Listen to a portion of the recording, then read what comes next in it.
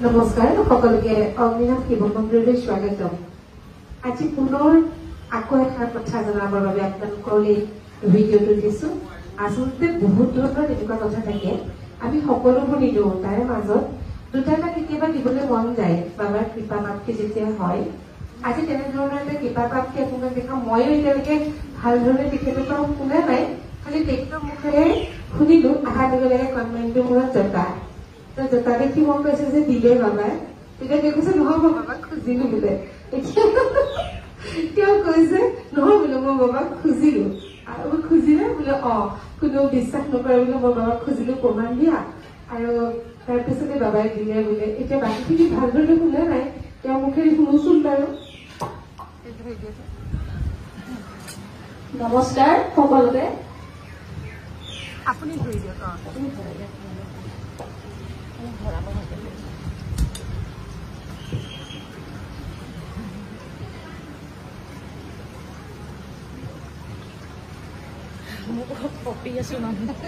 নমস্কাৰ সকলোকে।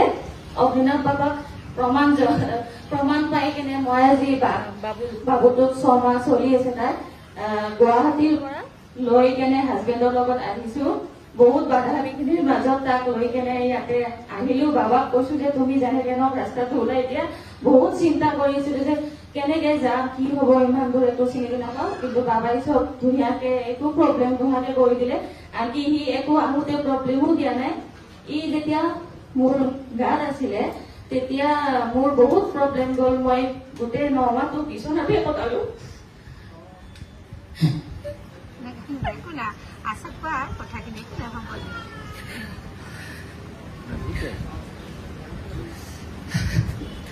মানুহে বিশ্বাস নকৰে।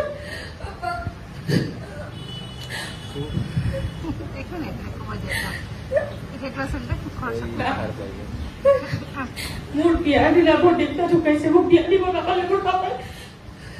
তাৰে 2 মাহ পিছতে বাবু গাত ৰল।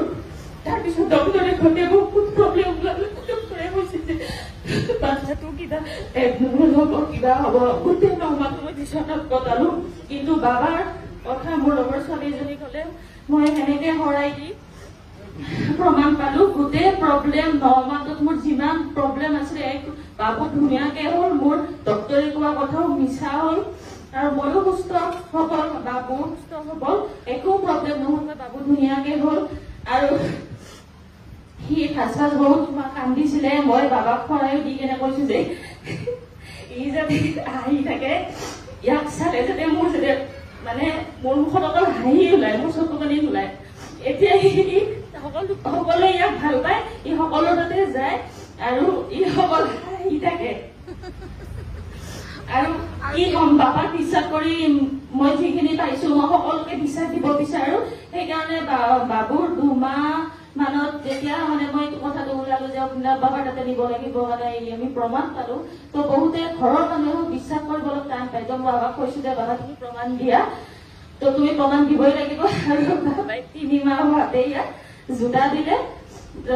আৰু কি কম, মই ইমানখিনি প্ৰমাণ পাইছো। আনকি মোৰ হাজবেণ্ডৰ বিজনেছৰ ক্ষেত্ৰতো মই বহুতখিনি প্ৰমাণ পাইছো। শৰাই দিছিলো মোৰ মাৰ ক্ষেত্ৰতো। আৰু বাবাৰ চৰণত সদায় চিৰকৃতজ্ঞ হৈ থাকিম সদায়। বাবাৰ মই সৰুৰ পৰাই মানিছো, আৰু বাবাৰ শক্তিখিনি যিমান আছে সিমান শক্তি আপুনি মনেদি বিশ্বাস কৰক, আপোনাৰ চব ফল, আপোনাৰ সকলো প্ৰব্লেম সফল হব।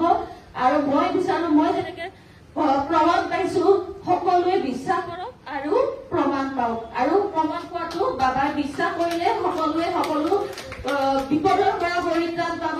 আৰু মই বিচাৰো গোটেই যিখিনি বহুতো মহিলা আছে যোনে সন্তানৰ কাৰণে বহুতো দুখ কৰি থাকে কিন্তু খুলি ক'ব নোৱাৰে, মই সকলোকে ক'ব বিচাৰো আৰু কৈছো যে বাবাৰ ওচৰত আপুনি মনত বিশ্বাস কৰি শৰাই দিয়ক, আৰু বাবাই আপোনাক ফল দিবই, যেনেকে মোক দিছে। অনলাইন দিছিলো, শৰাই দিছিলো। আজি বাবাক দেখাবৰ কাৰণে বাবুক লৈ আহিছো মই। দেখুৱাচোন জতাকণ দেখাই দিয়া ওচৰতে কিমান মানে দিছে আৰু দুটামান এটা ছিঙি গৈছে। মানে এটা আহিম বুলি কোৱাৰ কাৰণে মানে নেক্সট দিনাখন এটা ছিঙি গ'ল। আহিম বুলি কোৱাৰ কাৰণে ইয়াতে এটা দিছিল, দীঘলকে আছিলে ইয়াতে। আৰু এটা কথা যিখিনি মানুহে কয় মানে গাৰুত লাগি পেলাই হৈছে বুলি যদি হাজবেণ্ডে কৈ দিয়ে যে গাৰুত লাগি হৈছে বাছ ৰাতিটোৰ ভিতৰতে বহুত কৈ দিয়ে মাইকী মানুহে বিশ্বাস কৰে মতা মানুহে নকৰে যেতিয়া এনেকে কৈ দিয়ে ন একদম ৰাতিৰ ভিতৰতে বেছি গাৰুৰ পৰা লাগিছে বিচনাৰ কম্বলৰ পৰা লাগিছে নাই নহয় এনেকুৱা হয় মই কৈছো নাই নহয় বাবাই দিছে আপুনি বিশ্বাস কৰিবই লাগিব ঠিক আছে সকলোৰে মনৰ বাঞ্ছা সিদ্ধি হওক আপোনালোকৰ লাইনত আছে কিবা এটা উদ্দেশ্য লৈ আহিছে তাৰে সফল হওক তাৰে কামনা কৰিলো ধন্যবাদ